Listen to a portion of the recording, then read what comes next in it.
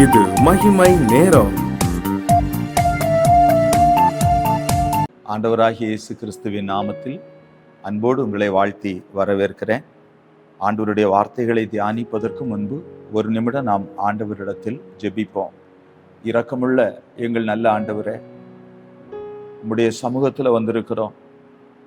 நீர் விரும்புகிறதை ஒவ்வொருவரிலும் செய்திருளும் என்று இயேசு கிறிஸ்துவின் நாமத்தில் ஜெபிக்கிறோம்.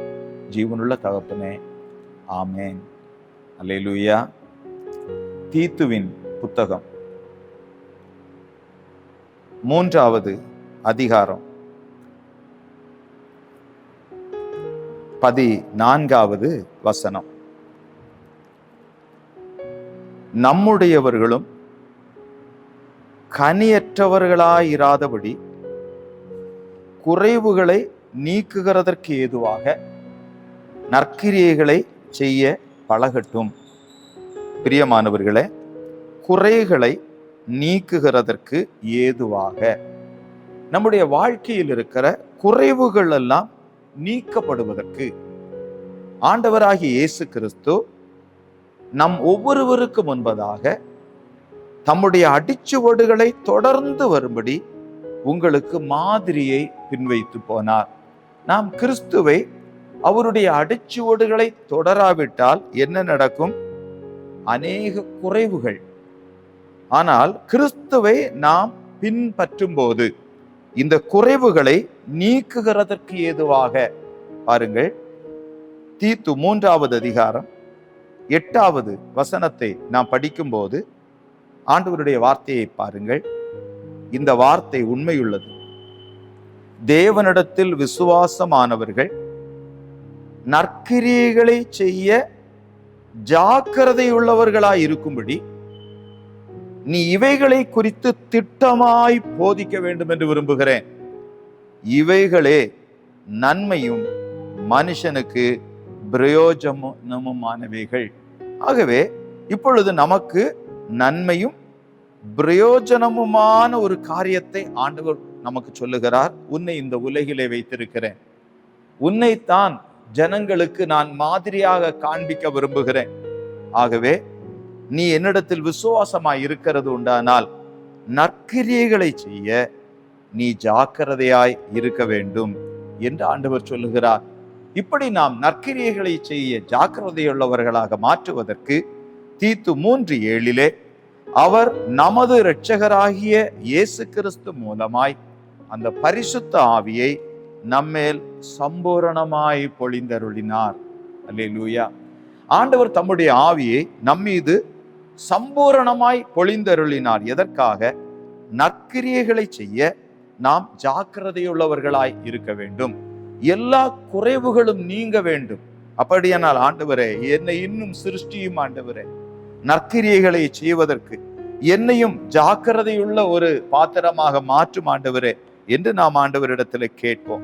பிரியமானவர்களே, எபிரேயருக்கு எழுதின நிருபம் 13வது அதிகாரம் 21வது வசனத்தை பாருங்கள். எபிரேயர் 13:21.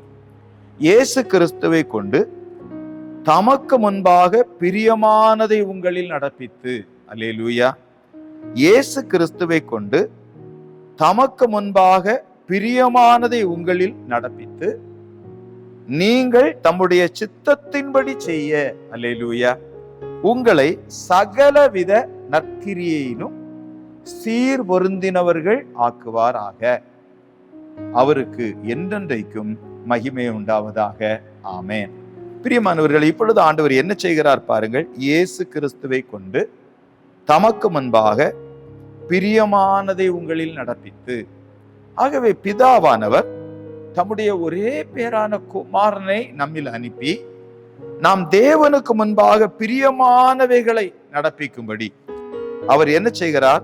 தம்முடைய சித்தத்தின்படி செய்ய, அல்லேலூயா, சகல வித நற்கிரியைகளிலும் சீர் பொருந்தினவர்களாக்குகிறார். ஆண்டவரே, என்னில் அந்த சீர் பொருந்துதலை தாரும், என்னில் அந்த நற்கிரியைகளை கட்டளையிடும் என்று நாம் ஆண்டவரிடத்துல கேட்போம். பிரியமானவர்களே, எபிரேயருக்கு எழுதின நிருபம் 10வது அதிகாரம் 24, 25 வசனங்களை பாருங்கள். மேலும் அன்புக்கும் நற்கிரியைகளுக்கும் நாம் ஏவப்படும்படி. அப்படியானால் நாம் ஏவப்பட வேண்டும். என்ன செய்ய வேண்டுமா? ஒருவரை ஒருவர் கவனித்து. அல்லேலூயா. சபை கூடி வருதலை சிலர் விட்டு விடுகிறது போல நாமும் விட்டு விடாமல் ஒருவருக்கொருவர் புத்தி சொல்ல கடவோம். எதற்கு ஒருவருக்கொருவர் நாம் புத்தி சொல்ல வேண்டுமா?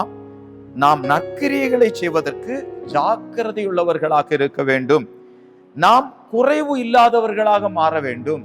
ஆகவே ஆண்டவருடைய அடிச்சுவடுகளை நாம் பின்தொடருவதற்கு இப்பொழுது ஆண்டவர் என்ன சொல்லுகிறார் பாருங்கள். ஒருவருக்கொருவர் புத்தி சொல்ல கடவோம். நாளானது சமீபித்து வருகிறதை எவ்வளவாய் பார்க்கிறீர்களோ அவ்வளவாய் புத்தி சொல்ல வேண்டும். நாம் சொல்லுகிறோம் ஆண்டவருடைய வருகை நெருங்கிக் கொண்டே இருக்கிறது. நாம் எவ்வளவு அதை உணர்கிறோமோ அவ்வளவாய் புத்தி சொல்ல வேண்டும். எதற்காக? அன்புக்கும் நற்கிரியைகளுக்கும் நாம் ஏவப்படும்படி. நாம் ஒருவருக்கொருவர் புத்தி சொல்ல சொல்ல கர்த்தருடைய ஆவியானவர் ஒவ்வொருவரையும் அன்புக்கும் நற்கிரியைக்கும் ஏவுகிறதை இந்த பகுதியிலே படிக்கிறோம். ஆகவேதான் பிரியமானவர்களே, ஒருபோது நாம் சபை கூடி வருதலை நிறுத்திவிடக் கூடாது. பாருங்கள், நாம் தீத்துவின் புத்தகத்தை கவனியுங்கள். அங்கு 1வது அதிகாரம் 16வது வசனத்திலே இப்படி எழுதப்பட்டிருக்கிறதை பார்க்கிறோம். அவர்கள் தேவனை அறிந்திருக்கிறோம் என்று அறிக்கை பண்ணுகிறார்கள், கிரியைகளினாலோ அவரை மறுதலிக்கிறார்கள். அவர்கள் அருவருக்கப்படத்தக்கவர்களும் கீழ்ப்படியாதவர்களும் எந்த நற்கிரியையும் செய்ய ஆகாதவர்களுமாயிருக்கிறார்கள். அப்படியானால் பிரியமானவர்களே, தேவனை அறிந்திருக்கிறோம் என்று சொல்லுவதல்ல, நம்மில் அவர் நற்கிரியைகளை துவக்கி இருக்கிறாரா, நமக்குள் இருக்கிறாரா? இயேசு கிறிஸ்து நம்மில் வந்து நம் ஒவ்வொருவரையும் மாதிரியாக்க விரும்புகிறார். அநேகர் இப்படி நற்கிரியைகளுக்கு ஏவப்படும்படி நம்மை கொண்டு அவருடைய செயலை அவர் நிறைவேற்ற விரும்புகிறார். பிரியமானவர்களே, ஆகவேதான் ஆண்டவர் இந்த காரியத்தை சொல்லுகிறார்.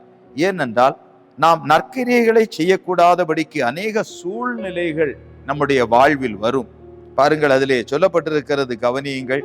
தீத்து 1வது அதிகாரம் 12வது வசனத்திலே கிரேத்தா தீவார், ஓயா பொய்யர், துஷ்ட மிருகங்கள், பெரு வயிற்று சோம்பேறிகள் என்று அவர்களில் ஒருவனாகிய அவர்கள் தீர்க்கதரிசியானவனே சொல்லி இருக்கிறான்.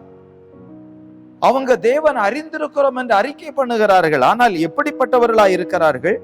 அவர்கள் ஓயா பொய்யர் என்று எழுதியிருக்கிறது, துஷ்ட மிருகங்கள் என்று எழுதியிருக்கிறது, பெரு வயிற்று சோம்பேறிகள் என்று எழுதியிருக்கிறதை நாம் படிக்கிறோம். ஆகவே பிரியமானவர்களே, நாம் ஆண்டவரை அறிந்திருக்கிறோம் என்று அறிக்கை பண்ணுவதல்ல, நாம் அறிந்திருக்கிற ஆண்டவர் எங்கே? நமக்குள் அவர் வாசம் பண்ணுகிறாரா? அவருடைய மகிமையை நம்முடைய வாழ்வில் நாம் அனுபவிக்க வேண்டும். நம் ஒவ்வொருவருக்காகவும் சிலுவையில் சிந்தப்பட்ட இரத்தம் இருக்கிறது. ஆண்டவரே, அந்த இரத்தத்தினால் என்னை கழுவும் ஆண்டவரே, என்னை சுத்திகரியும் ஆண்டவரே. அதே போல நம் ஒவ்வொருவருக்காகவும் அவர் எழுதி கொடுத்த அந்த ஜீவ புத்தகம் இருக்கிறது. என் வேதத்தின் மகத்துவங்களை அவர்களுக்கு எழுதி கொடுத்தேன், அவர்களோ அதை அந்நிய காரியமாக எண்ணினார்கள். பிரியமானவர்களே, ஆண்டவருடைய சமூகத்தில் இப்பொழுது நாம் ஆராய்ந்து பார்ப்போம்.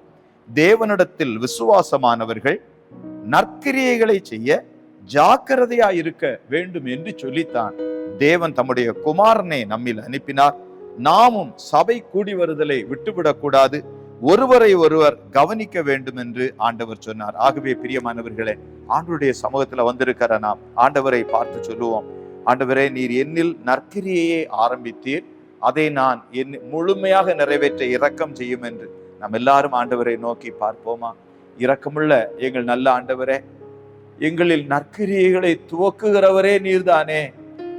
ஆண்டவரே, மனதுருகி குறைவுகளை நீக்குவதற்கு ஏதுவான ஒவ்வொருவருடைய வாழ்விலும் இந்த நற்கிரியைகளை செய்கிறவர்களாக நீர் இறங்கி ஆசீர்வதியும் என்று இயேசு கிறிஸ்துவின் நாமத்தில் ஜெபிக்கிற தகப்பனே, ஆமென்.